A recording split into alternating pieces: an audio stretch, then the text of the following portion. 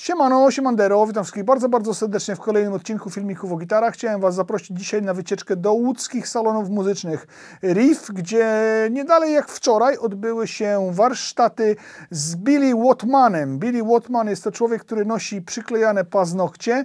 Billy Wattman jest to człowiek, który gra na klasycznej, elektroklasycznej gitarze Ortegi, wykorzystuje loopery i generalnie jest gitarzystą, który wywodzi się z tej klasycznej szkoły, ale ma w swoim repertuarze również poprzerabiane utwory klasyków muzyki rockowej, chociażby takie jak Bohemian Rhapsody, chociażby takie jak Another Brick in the Wall i po prostu to jest wybitny gitarzysta, który zawitał do łódzkiego Riffu i powiedział parę ciekawostek na temat gitary klasycznej, wykorzystania jej, szkoły klasycznej. Trochę nas pouczył systemu Cage, trochę nas pouczył tego, jak się zamienia, wiecie, Amola w C-dura i takie tam różne rzeczy. No i generalnie był bardzo przyjazną osobą, która udzieliła mi oczywiście wywiadu, który zaraz zobaczycie. Będzie on w języku English. I pokazał też swoje gitarki sygnowane i generalnie po prostu super spotkanie, na które chciałem Was zaprosić. Nie wszyscy mogli być, nie wszyscy mogli tam przyjść. Było nas parę osób, więc generalnie ci wszyscy, którzy nie mogli wpaść, mogą sobie to obejrzeć. Billy używa gitar Ortega. Gitary Ortega są to wchodzące od jakiegoś czasu już rzeczywiście na rynek bardzo dobre instrumenty właśnie skierowane na muzykę taką akustyczną, czyli właśnie mamy gitary akustyczne, właśnie mamy jakieś gitary klasyczne, one są dobrze zelektryfikowane. Już mogliście poznać te gitary, bo był wywiad z niejakim Mariuszem Goli na kanale, który jest również artystą firmy Ortega. Na ten wywiad oczywiście również bardzo zapraszam, a w salonach muzycznych Riff już niedługo będzie można te gitary kupić. Już niedługo będzie można sobie wybrać wśród tych gitar. Pamiętajcie o tym, że działają specjalistyczne zniżki, które są w opisie tego odcinka.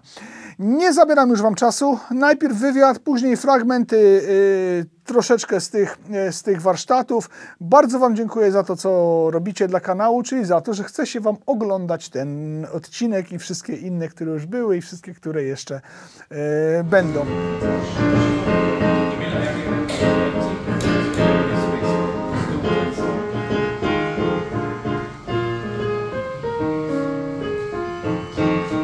Nails any kind of special?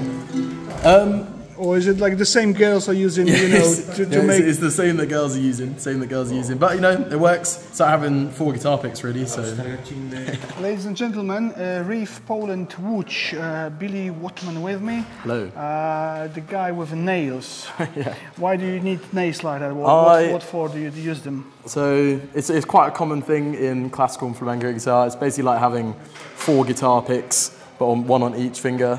I use stick-on ones. Like most people kind of grow out their natural nails, but mine are pretty weak and usually they break a lot while they're playing my natural ones. So I have these stick-on ones, so they're the same as what the ladies use, but yeah, it works. It works. Why guitar? Why did you choose guitar? When was it? How old were you? What was your first guitar? So I actually started on ukulele when I was like super young. I think I was 4. And my dad got a ukulele for Christmas, and I was like. And then he gave it to me. I started learning stuff on YouTube and kind of like, you know, I was self-taught for a while and then eventually got a guitar, was self-taught for a little bit longer, eventually got some teachers, did different styles, did rock, acoustic, and then eventually did classical. Studied classical for 8 years and then kind of started to mix it throughout those years with kind of like a lot of arrangements of like pop and rock, so a lot of like Queen, ABBA, that kind of era, kind of Iron Maiden, Metallica, anything and everything. So do you play electric guitar as well? I do. Like at home, I don't really play it live.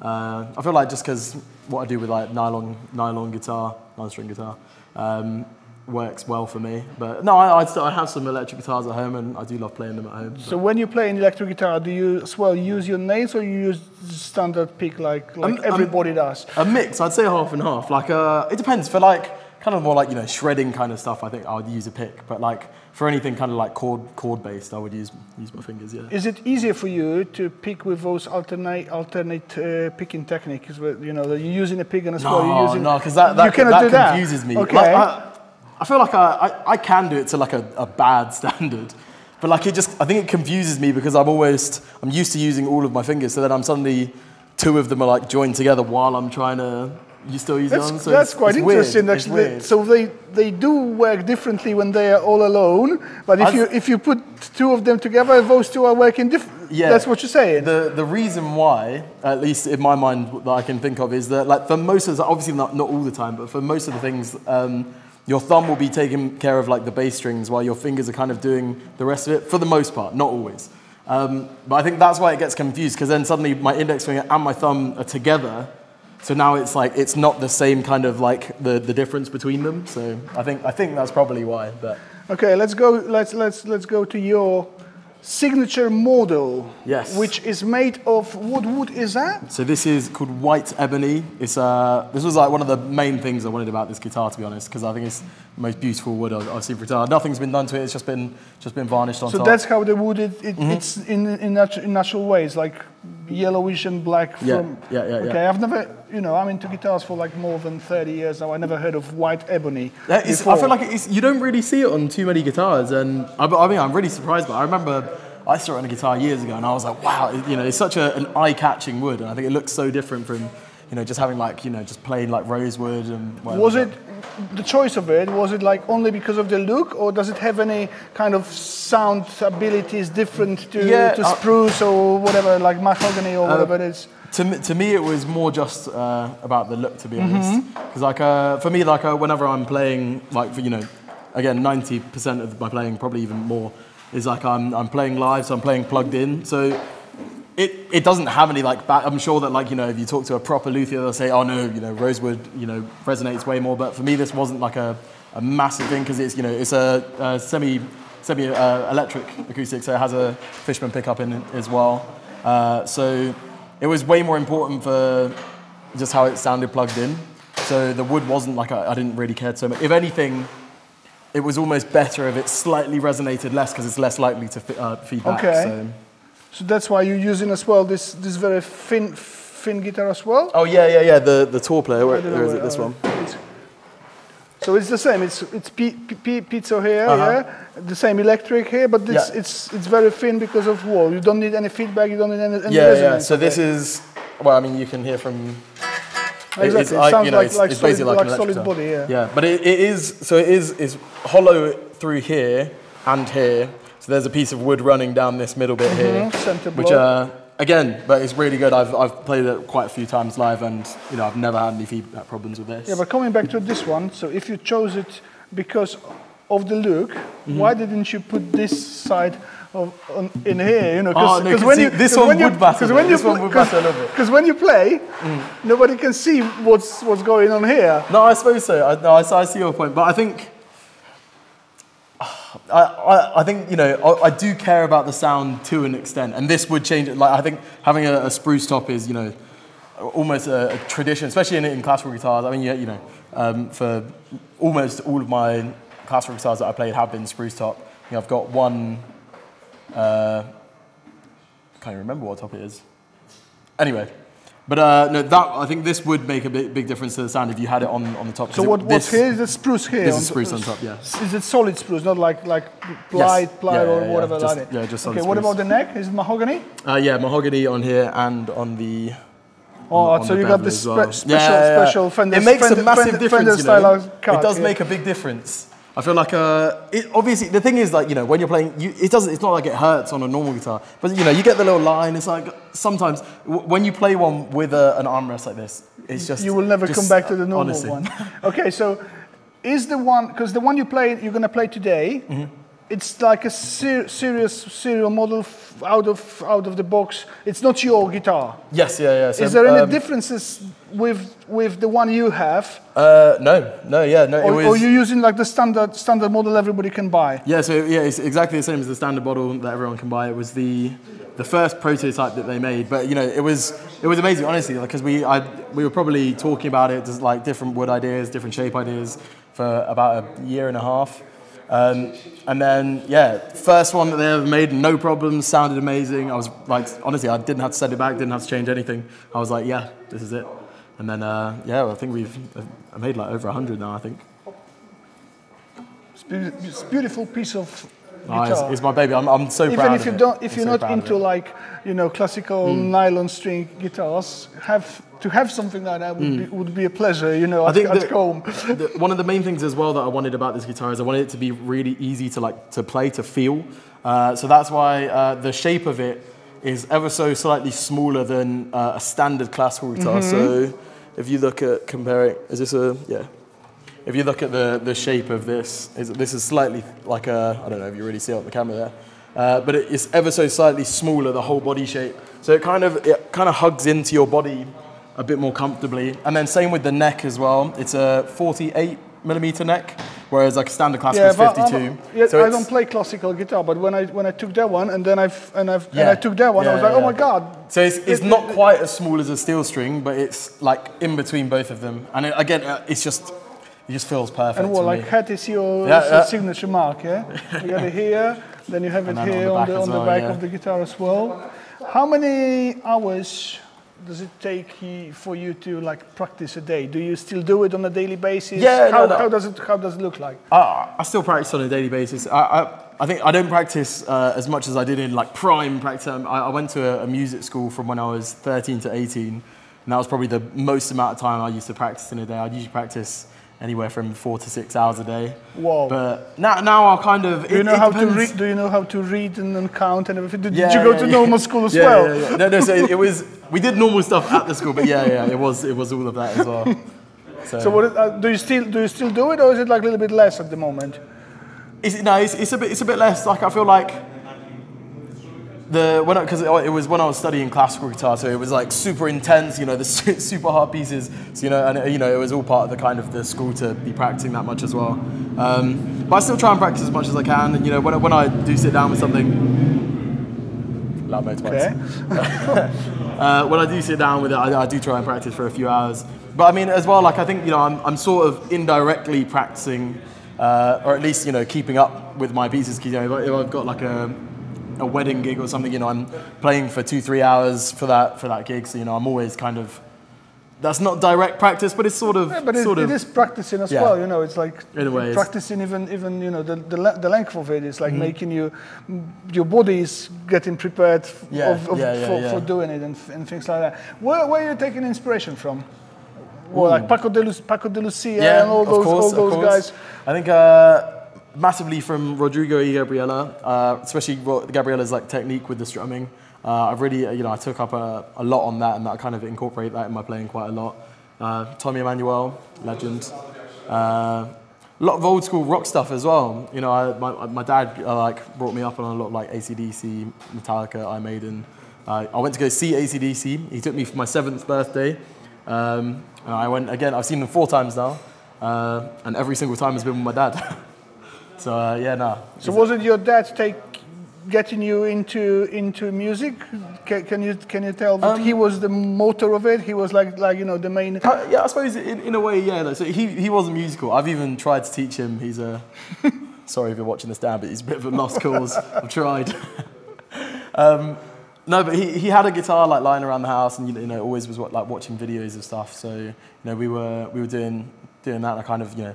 So I was definitely, a lot of the inspiration was bought from him, yeah. And then, yeah, it just kind of took its own path, kind of like a just waterfall, just kept going. But.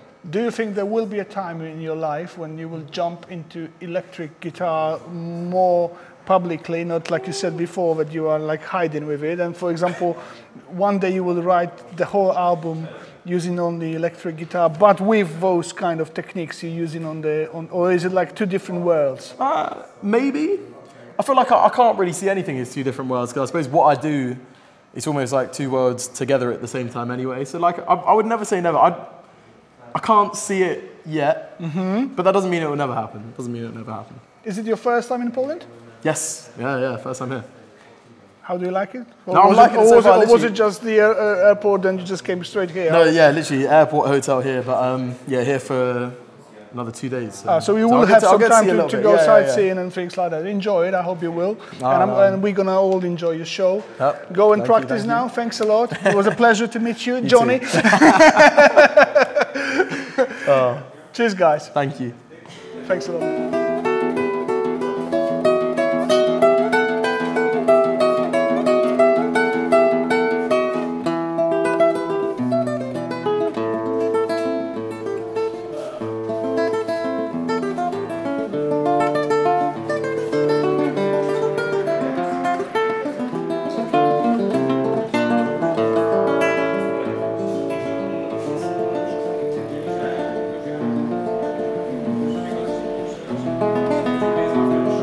to be. This is a...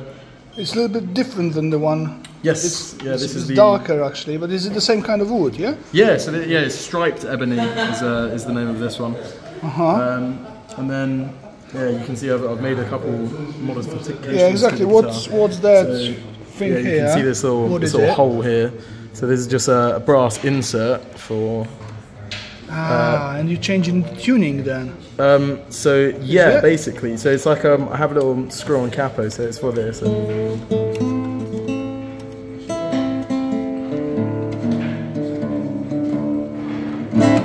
So it's basically a little screw-in capo. All right, that's clever. Because then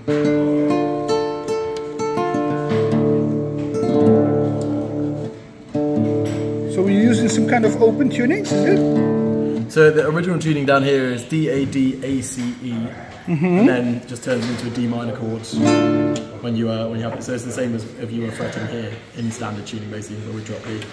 And then it's basically it was for another brick in the wall arrangement that I was doing, so that I could have the guitar part while tapping the bass. And then lots of practice.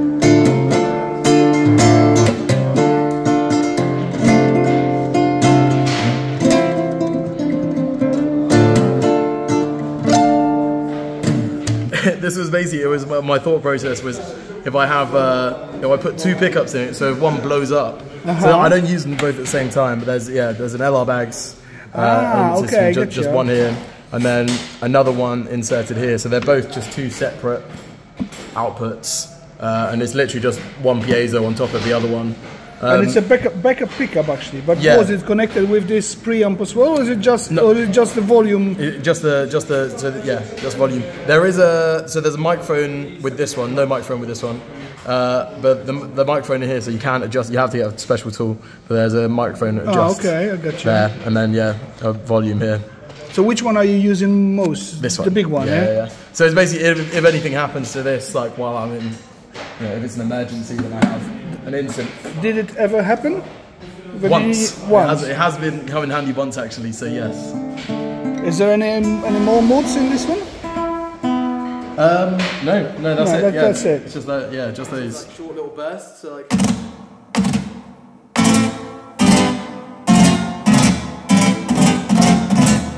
So it's kind of, you can kind of like take these into kind of however you want really, but because even you can kind of calm it down in those kind of.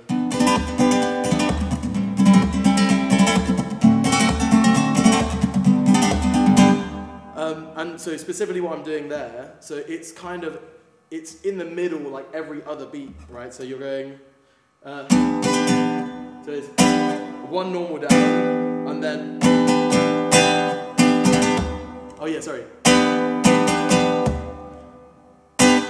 that's kind of the pattern. So it's down was one, the three, and then hit, and then down, and then kind of repeat basically.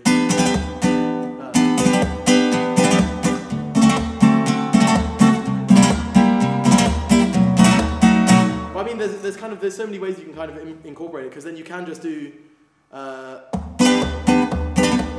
that one where it's just hit, three, or I suppose in theory you could do every one.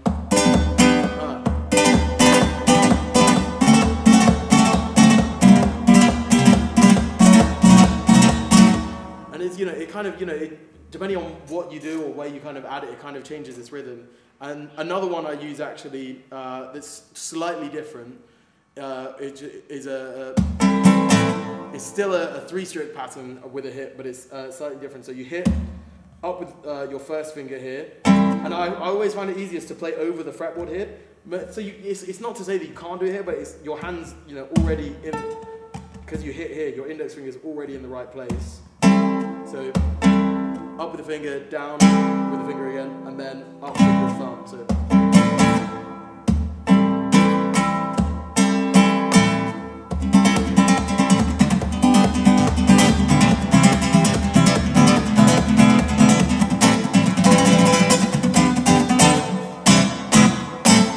But yeah, it's kind of these.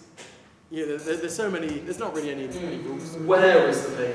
It's like. Is it here? Yeah, it's here. Oh no, that's not bad. That's not bad. That is just the muscle.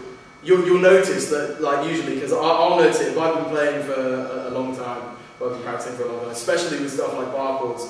I'll almost like it'll be like I have a pump in this muscle. It'll be bulging out a bit more. So it's not necessarily it's not bad. Don't play through pain. So if it really hurts, don't try and keep going. You know, give yourself a rest. You know, put it on some warm water or something. But it's not really something to worry about. That if it is here and this muscle here, like in between, then that is just the muscle that you are using to be here. So you'll get better using it over time. But yeah, no, that's not something to worry about.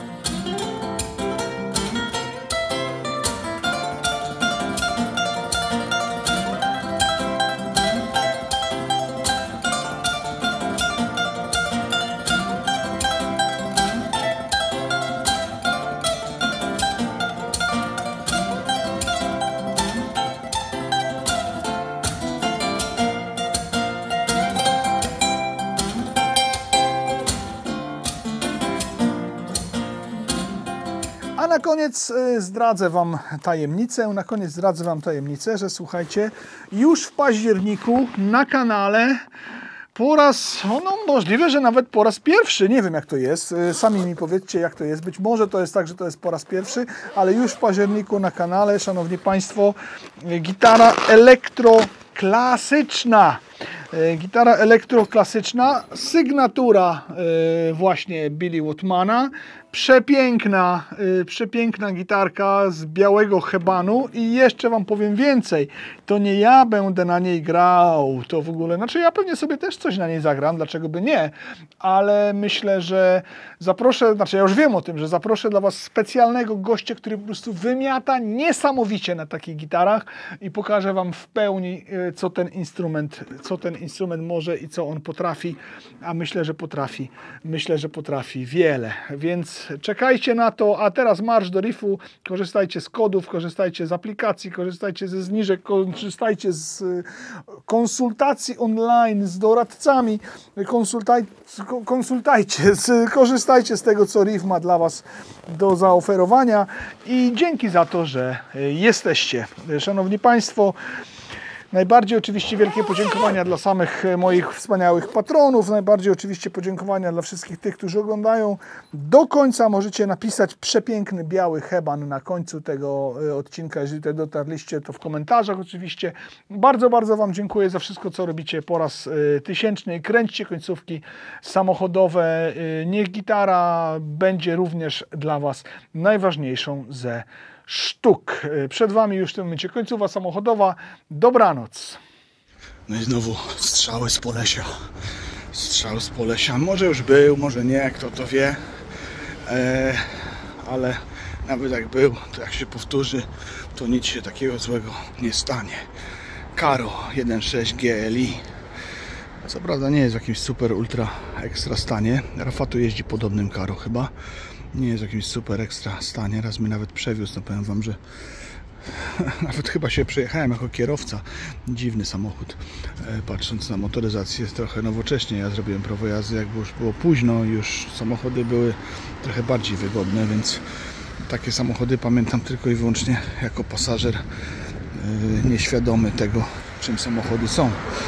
Ale no ten taki trochę podrdzewiały, taki jest troszeczkę no zaniedbany, ale jeździ, nie? Jakby ktoś z niego tutaj kurczę jeszcze bardziej zadbał, to byłby sztosów takie Karo. Poczekajcie, jeszcze spróbuję go. Jeszcze go. Misia nie ma w środku, ale jest kocyk. Jest kocyk, to już jest plus. I co jest najlepsze? Jest blokada na kierownicy. Blokada na kierownicy to jest w ogóle, no tak jak te samochody powstawały, to one chyba były oficjalnie sprzedawane z tymi blokadami. Z tej strony jest trochę gorzej, jest więcej tych parchów trochę tutaj. Widać, że z tej strony pracuję. Czekajcie, bo jadą auta, to momento. Dobra, przechodzimy. Ja idę w ogóle na lekcję oczywiście do Konrada. No tutaj jest taki bardziej, nie? Ładny ma kolor, taki ciemny fiolet, to fajny kolor. No to takie 2-minutowe prawie, że Karo zabrało Wam czas. Dziękuję za oglądanie filmików o gitarach.